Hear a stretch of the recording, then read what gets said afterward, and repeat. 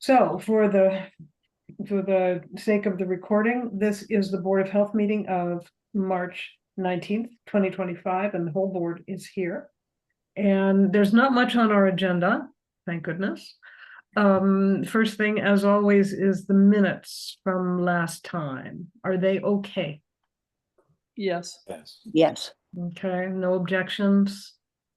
All right, then I'm going to consider them approved. I think the only other thing that I have is 36 Merrill Drive. Somebody has applied for a disposal works construction permit. 36 Merrill Drive is that place that has been boarded up for Oh, years and years and years. oh, that's the one that's owned by the bank. Not anymore. Not anymore. Okay. Somebody bought it, and I think he's planning to flip it. I heard from somebody else who had a passing interest in it that they were selling it for $100,000 as is, and as it is pretty bad. So you know, but I'm so glad to see that finally somebody is actually going to return it to use. Yeah, that'd be good. So we have a disposal works construction permit application, which Claudia has approved. And there's going to be a well permit application down the line, but we haven't seen that yet. Okay, great. Mm-hmm. Right. So obviously it's a repair. No, it's not a tight tank.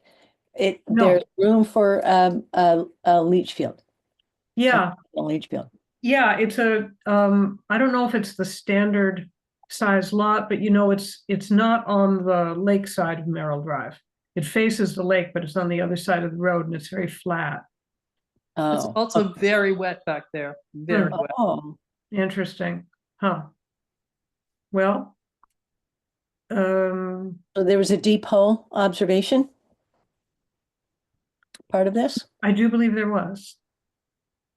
I do believe there was. I should probably double check it. I'm not sure I have it here. I've had a lot of things coming back and forth, and I'm not sure I have it in front of me. Mm-hmm. Should have brought it home with me, but I didn't. So how about we vote that I would issue the permit after first checking to make sure that everything was done right, the deep hole and so on. So that if everything meets our specifications, I will issue the permit, and if not, I'll bring it back to you. Okay. It's time. Can we vote that? So moved. Second. Everybody in favor? Yes. Yes. Yes. Noreen? Yes. Yes, and yes for me. So that's what will happen. Updates. I've started talking with the new highway superintendent about getting the beaver dam out of the way. It came up at LWAC this past weekend, and Howard said they ought to get it out now, because once I start refilling the lake, which is supposed to happen April 1st, it's going to be a lot harder. Dave doesn't want his guys to go out there and get hypothermia tearing it out now. He had asked us, if you recall, for a permit to use a conibeer trap to trap beaver there in the fall, and we refused, because a conibeer trap is the kind that is prohibited by law unless you have an actual emergency. And while we do have health and safety issues here, we didn't have an emergency, and so we refused to issue that permit. I suggested that he get somebody to do the normal kind of trapping that's perfectly legal, and is perfectly legal at that time of year, even without a permit from us. And I even offered to make some funds available from the water quality account that Bill got for LWAC. I talked to Mark Rivers about it, but he kind of brushed that off, and so nothing has happened. So, Sorry, Kat, is this the beaver, where they build underneath the bridge coming from the camp through? Okay. That Yeah, has to be cleaned out regularly. well, it does. And in 2023, we issued a dam breach permit that included instructions to keep the water flowing regularly. And Tim Hunting was in place then. And the idea was that what he and I talked about was basically they'd go periodically and they just clear it out before it rose to the level of being an actual beaver dam and involving the Conservation Commission. Right. But that, Tim left and that hasn't happened. Well, Howie used to clean that out. He doesn't do it anymore. I He's- know he doesn't, but too old. I'm just saying, he was down there cleaning that out at least once a week, maybe Mhm. more, Cat. It's that bad. Yeah.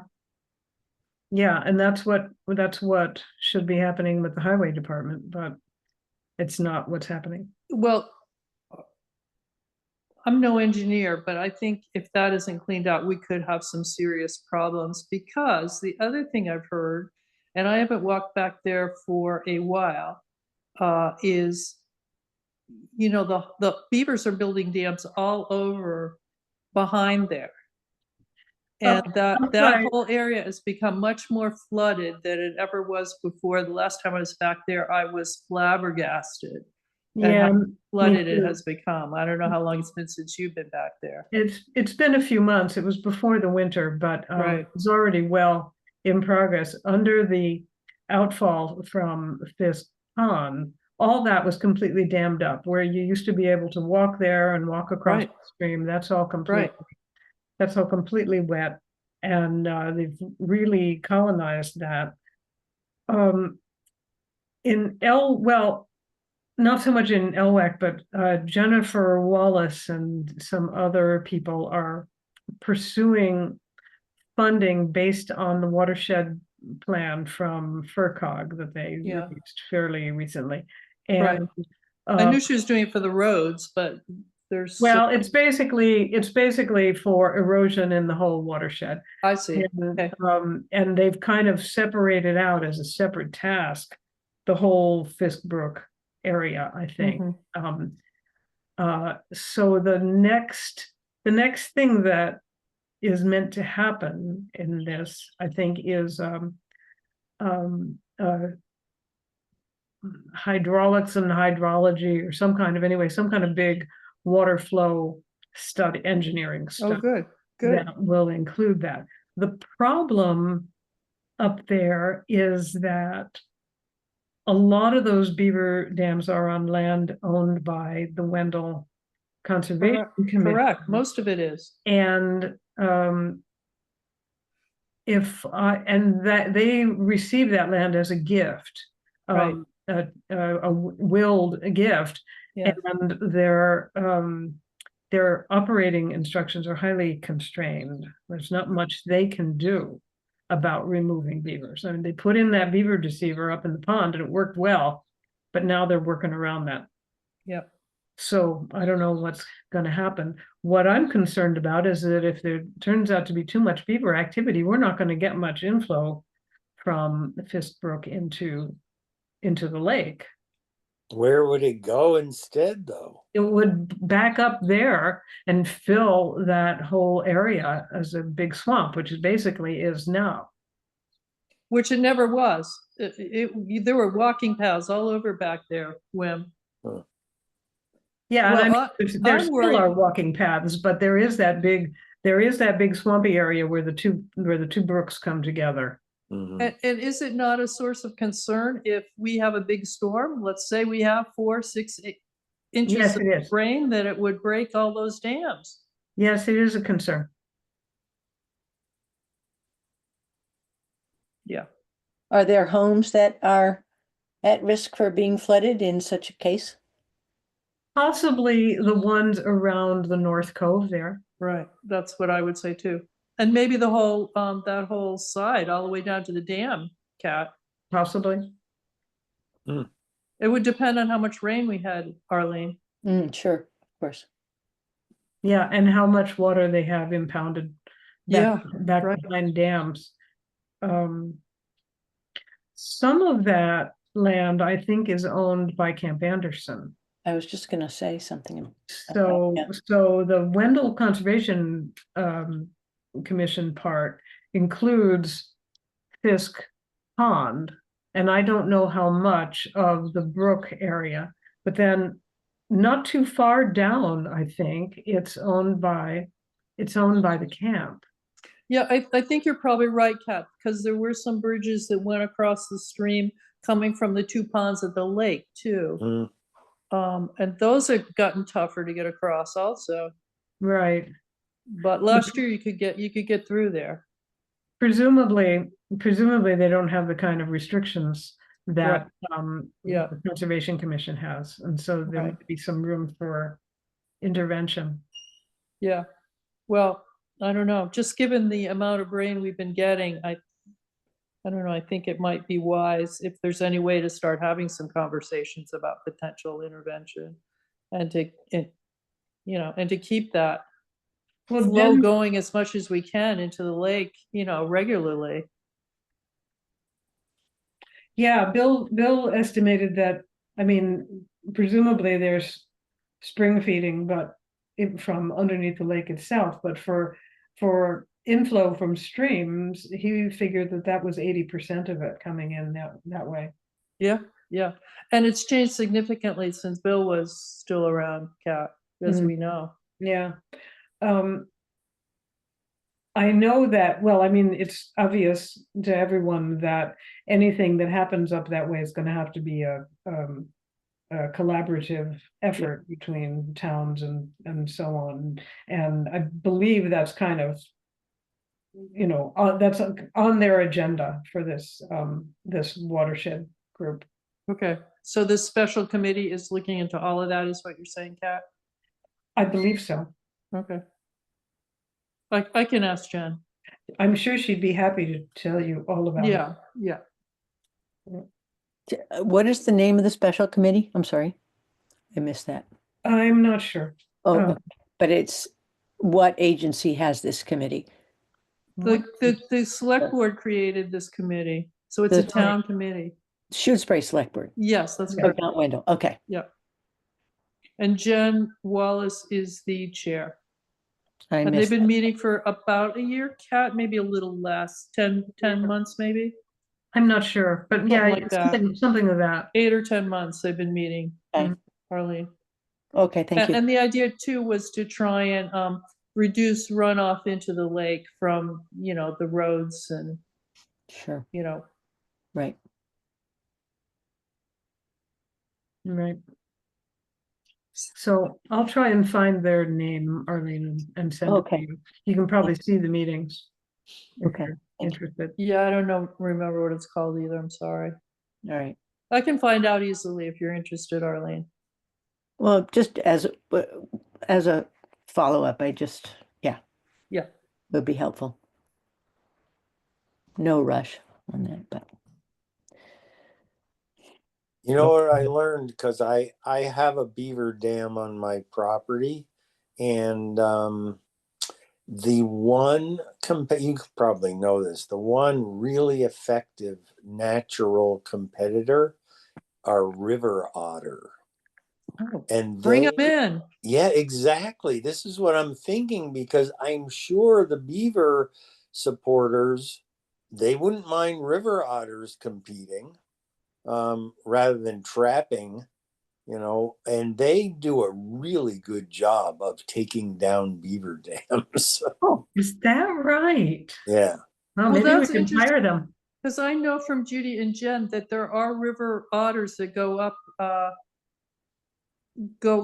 through there. They come by their house all the Yeah. time, every day in the summer. Yeah, We get they're some too down at the south end. Yeah, they're definitely around. They're on my property. I Yeah. couldn't figure out why the water level kept going up and down, and it was those guys. Yeah, wow. interesting. Oh. So I was just in Florida and did a bunch of paddling around on these sort of windy riverways, and was paddling right alongside a bunch of river otters at one point. Oh, cool. They're so much fun. Yeah, pretty They'll fun. play with you. Did they play with you, Arlie? No, they were too busy with something in their mouth.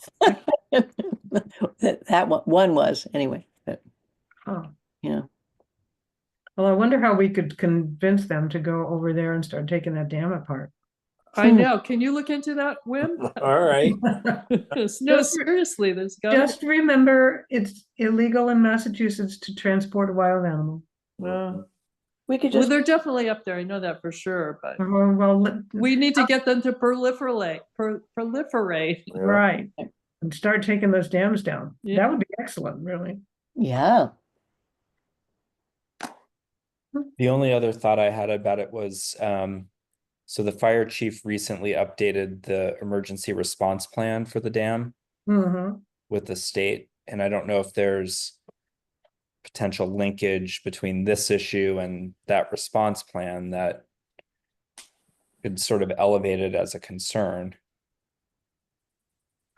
That, I think that would probably be helpful. Maybe at the next meeting, you could bring that up, that there's a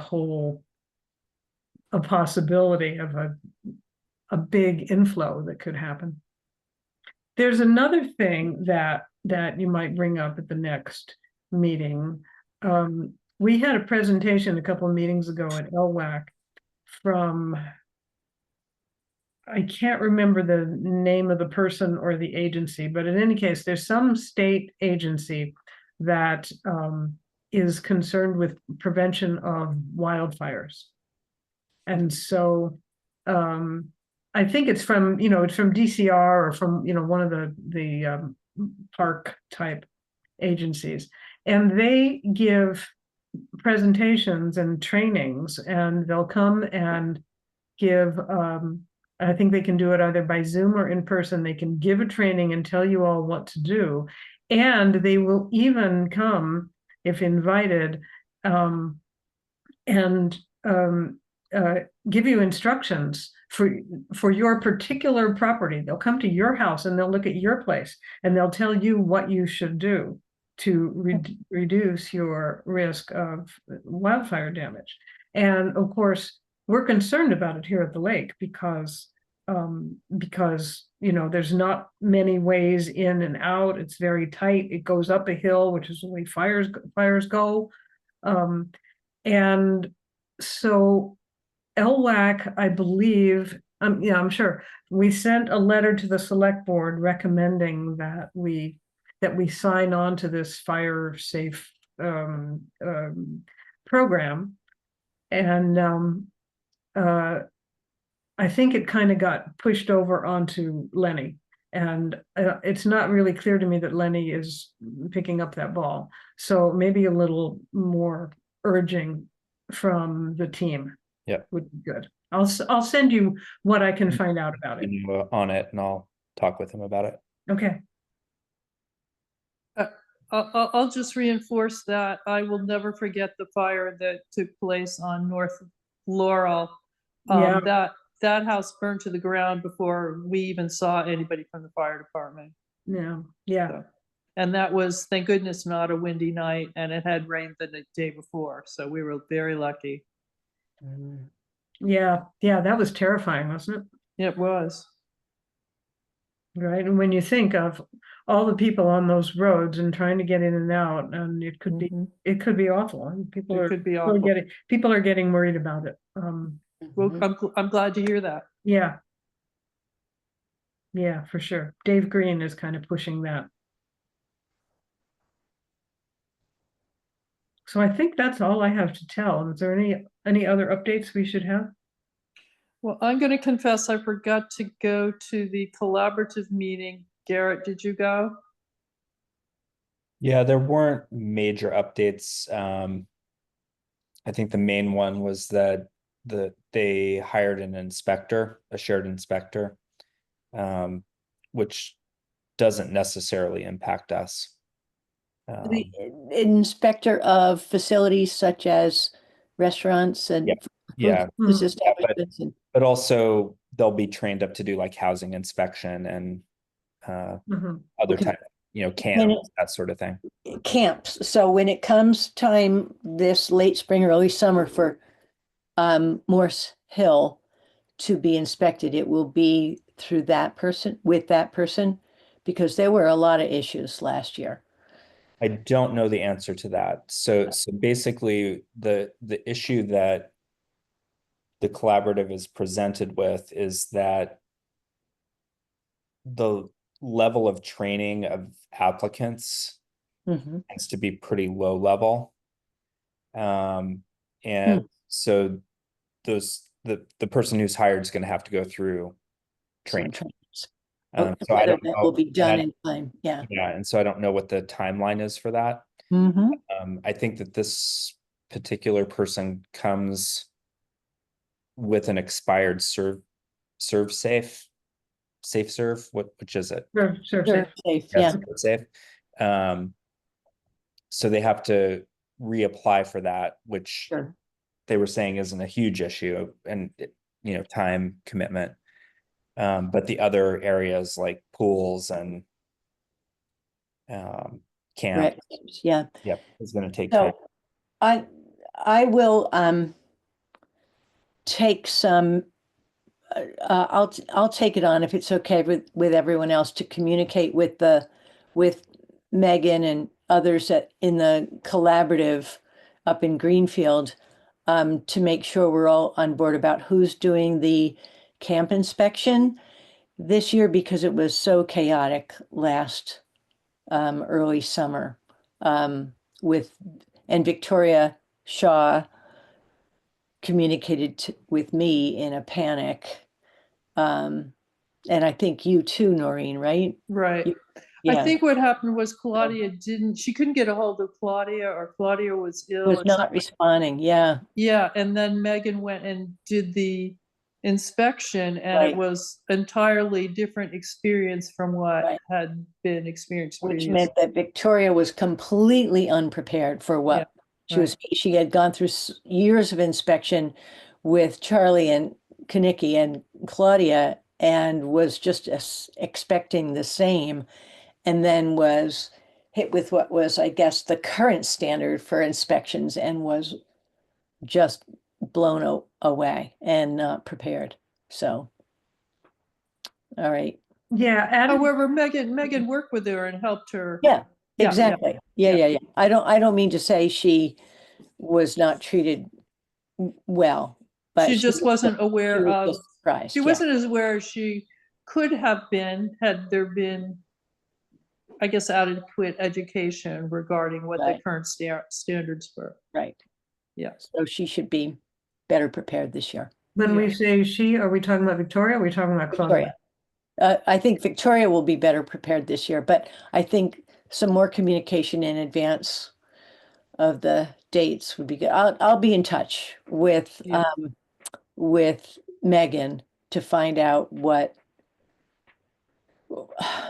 who, well, I guess, is Claudia still the first person that Victoria should contact, or should Victoria be contacting the collaborative?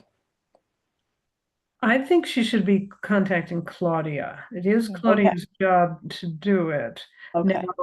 Now, who actually went last year to the inspection? I know Megan did. It went. was Megan. Somebody went with her. It may have been Sarah. It may have been Sarah. I think it was Sarah. So Claudia never went? I Is don't that think how it so. went? Claudia never got back to her. Despite various emails from Victoria, Claudia did not respond. Right. And then the camp was open, Cat, and they weren't permitted.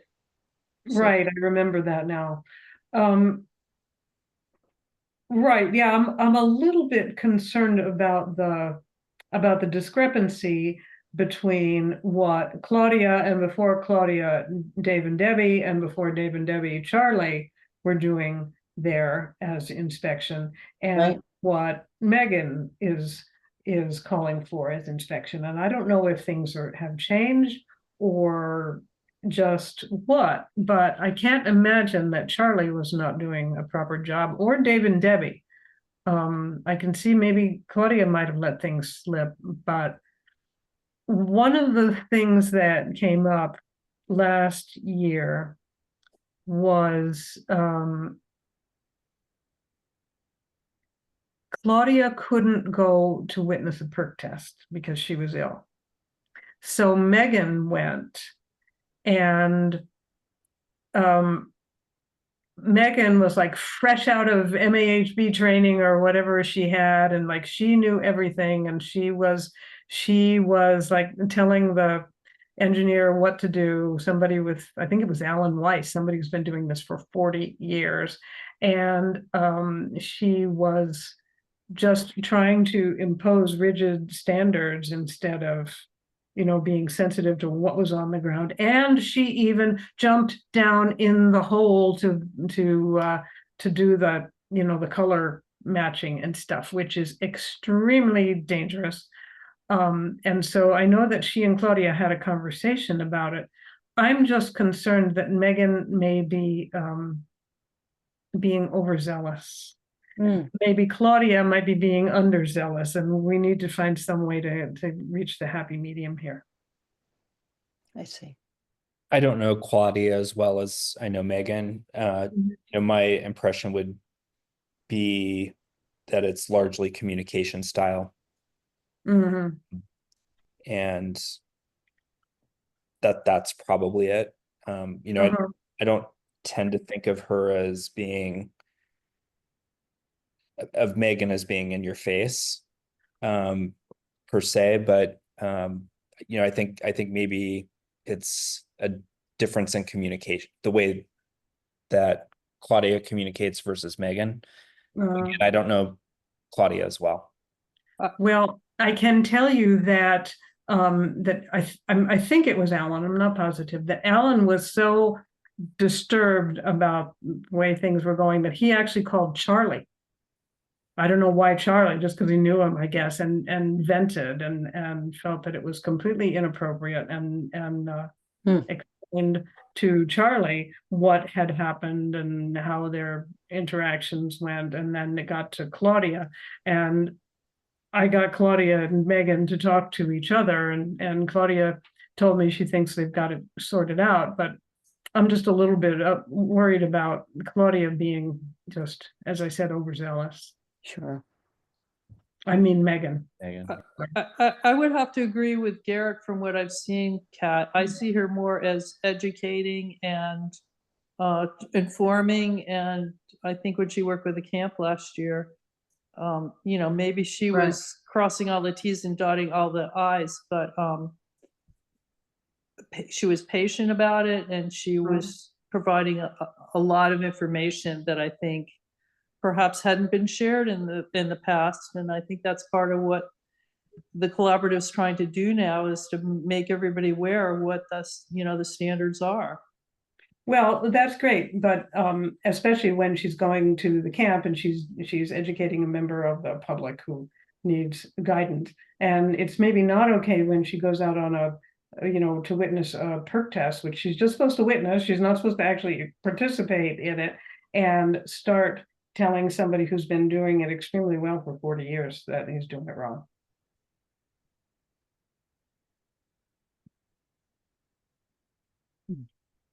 Well, I don't know. I wasn't there, and Right. maybe the guy who's been doing it for 40 years was, there's got to be a happy medium somewhere. Maybe he was letting some things slip too. We don't know, really. We weren't there. The thing is, what was explained to me is that these guys who do this all the time, they have certain experience. They don't need to, for example, look up the exact color scale. They recognize it. Plus, they've done perk tests in like every property in town, and they know what they're seeing. Right. So Megan comes in as somebody who doesn't have all that background information, and she wants to, look it up in the book. She wants to hold it up, then she wants to get down in the hole. And it was just, from everything that I heard, it was just inappropriate. So there it is. Right. I mean, I like Megan, and I admire and respect her. But if we're going to be using her services, we kind of need to know how she operates, and if things are not working.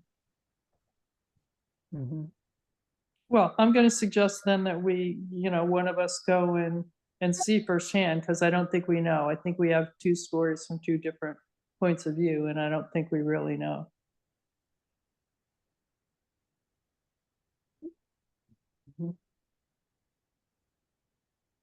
Do we have anything else we need to talk about?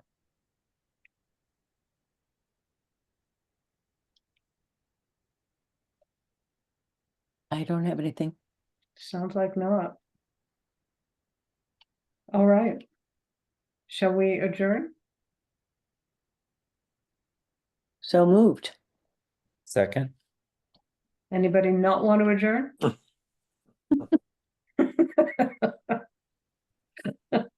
Okay, we are adjourned. I'm gonna. Thank you. All right. Feel better when